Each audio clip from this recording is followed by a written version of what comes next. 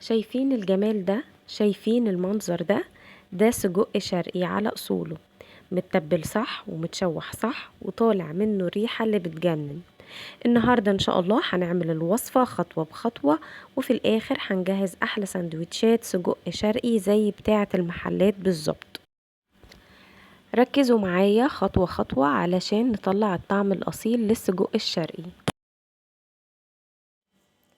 اول حاجة هنجيب طاسة تكون سخنة كويس جدا، وهنستخدم المادة الدهنية اللي تفضليها، سواء زيت، هنحط شوية زيت صغيرين او سمنة على حسب ما تحبوا.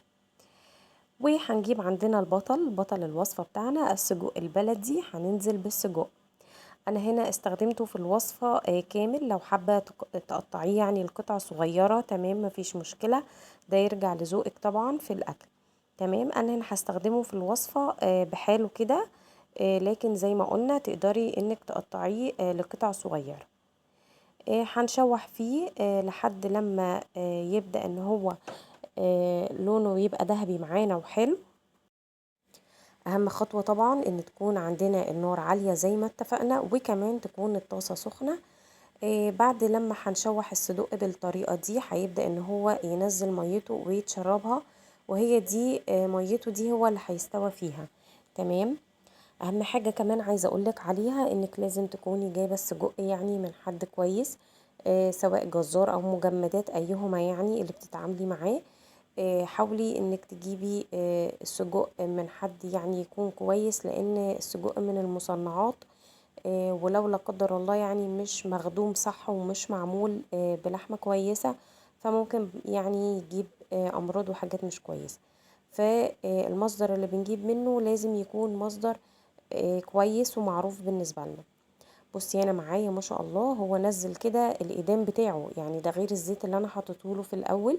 لا ما شاء الله كده هو كمان استوى معايا، وكده ما شاء الله استوى واخد اللون الحلو اللي احنا عايزينه في وصفتنا. تمام. هنكون مجهزين عندنا باقي بقى الوصفة، كلها حاجات بسيطة، مكونات موجودة في كل بيت. بصي ما شاء الله بجد ريحته تجنن وقلب الدنيا. فتعملي بقى ان شاء الله الوصفة كده وتقولي لي ايه رأيك فيها في الكومنتات. في الوقت ده انا طبعا مجهزة عندي البصل، قطعته جوليان، وكمان مجهزة عندي الثوم والفلفل والطماطم وكل الحاجات اللي احنا هنحتاجها في وصفتنا دي، يعني حاجات سريعة وسهلة بجهزها كده بسرعة وانا واقفة اثناء ما بيكون الصدوق كده بيتشوح على النار.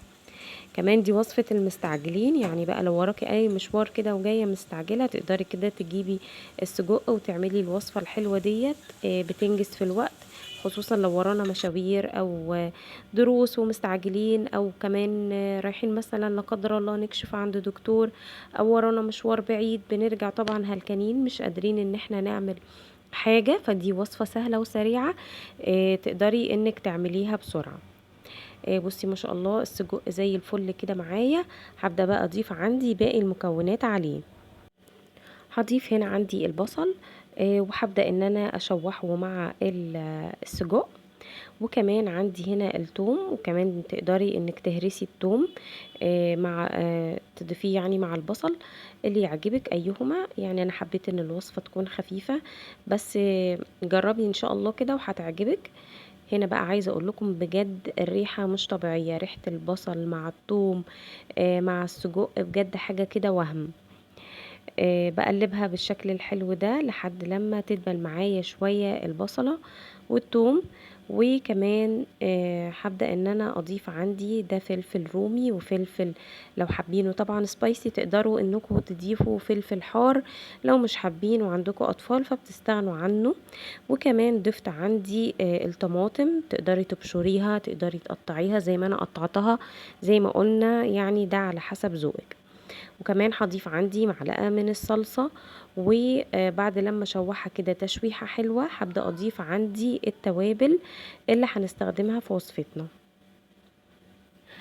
التوابل اللي هستخدمها فلفل وكمان كمون، وتقدري تستخدمي والملح، وهضيف عندي كزبرة، ولو حابة تضيفي شطة تمام، زي ما قلنا لو بتحبوا الطعم سبايسي شوية. وهقلبها تقليبة حلوة وهسيبها على نار وسط حوالي 7 دقايق لحد لما الصلصة تتسبك والسجق يشرب التتبيلة ويبقى تحفة معانا.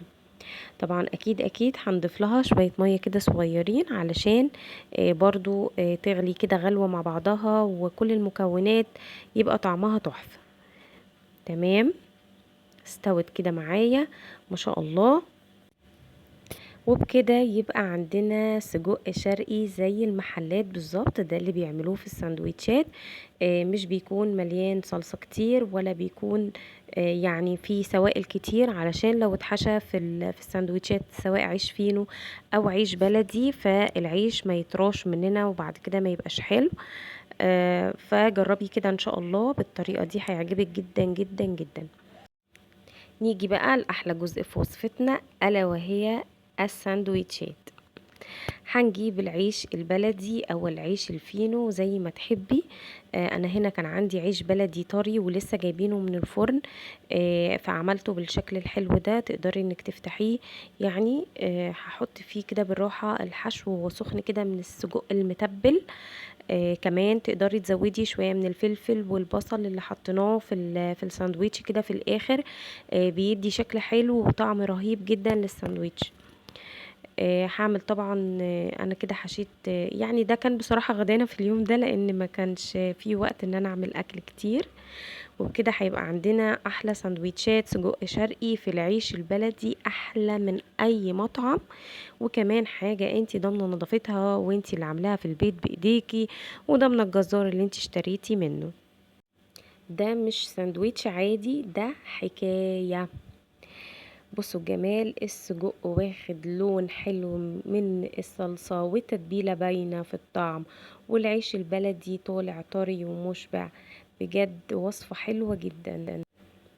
وده كان فيديو النهاردة، سجق شرقي بالعيش البلدي ولا اروع. لو جربتوا الوصفة دي قولوا لي رأيكم في الكومنتات، وما تنسوش تعملوا لايك للفيديو وتشتركوا في القناة وتفعلوا الجرس علشان يوصلكم كل جديد. واستنوني في وصفات تانية احلى واحلى. حسبكم في حفظ الله وامنه ورعايته، وان شاء الله اشوفكم في فيديو جديد واقول لكم السلام عليكم ورحمة الله وبركاته.